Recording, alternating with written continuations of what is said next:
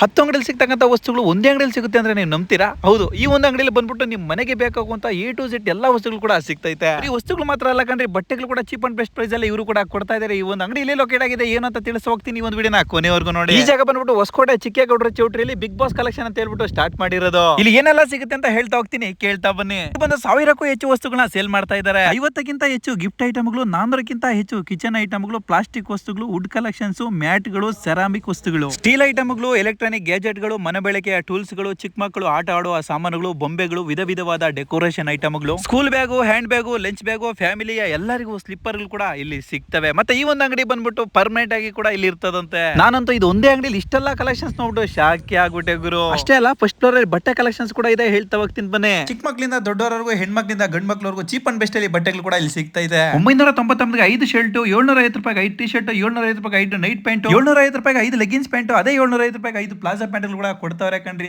ಇಷ್ಟೇ ಅಲ್ಲ, ಇನ್ನು ಹೆಣ್ಮಕ್ಳಿಗೆ ತುಂಬಾ ಆಫರ್ ಕೂಡ ಇವ್ರು ಕೊಡ್ತಾವ್ರೆ. ಅಷ್ಟೇ ಅಲ್ಲ, ಈ ಒಂದು ಅಂಗಡಿಯಲ್ಲಿ ಇರ್ತಕ್ಕಂಥ ಚಿಕ್ಕ ಮಕ್ಕಳ ಬಟ್ಟೆಗಳನ್ನ ನೀವು ನೋಡಿದ್ರೆ ಕಳೆದೇ ಹೋಗ್ಬಿಡ್ತಾರೆ, ಅಷ್ಟೊಂದು ಚೆನ್ನಾಗೈತೆ ಕಣ್ರಿ. ದಸರಾ ಪಕ್ಕಂತೂ ಇನ್ನೂ ಒಳ್ಳೊಳ್ಳೆ ಆಫರ್ಸ್ ಕೂಡ ಇಟ್ಟವರಂತೆ, ಒಂದ್ಸಲ ವಿಸಿಟ್ ಮಾಡಿ. ಅಷ್ಟೇ ಅಲ್ಲ, 100 ರೂಪಾಯಿಗೆ ಒಂದು ಪೀಸ್ ತರ ಬಟ್ಟೆಗಳು ಕೂಡ ಸಿಗ್ತಾವಂತೆ. ಇಲ್ಲಿ ಕಲೆಕ್ಷನ್ಸ್ ಎಲ್ಲ ನೀವು ನೋಡಿದ್ರೆ ಕಳೆದೇ ಹೋಗ್ಬಿಡ್ತಾರ, ನಿಜವಾಗ್ಲೂ ಅಷ್ಟೊಂದು ಕಲೆಕ್ಷನ್ಸ್ ಈ ಒಂದು ಚಿಕ್ಕೇಗೌಡ ಚೌಟ್ರಿಲಿ ಇವರು ಕೂಡ ಇಟ್ಟವ್ರೆ. ನನಗೆ ಹೊಸಕೋಟೆಯಲ್ಲಿ ಇರ್ತಕ್ಕಂಥ ನಿಮ್ಮ ಫ್ರೆಂಡ್ಗೆ ಶೇರ್ ಮಾಡ್ರಿ, ಒಂದ್ಸಲ ಹೊಸಕೋಟೆಗೆ ಬಂದಾಗ ಬಿಗ್ ಬಾಸ್ ಕಲೆಕ್ಷನ್ಗೆ ಎಂಟ್ರಿ ಕೊಡ್ರಿ ಅಂತ ಹೇಳಕ್ ಇಷ್ಟಪಡ್ತೀನಿ.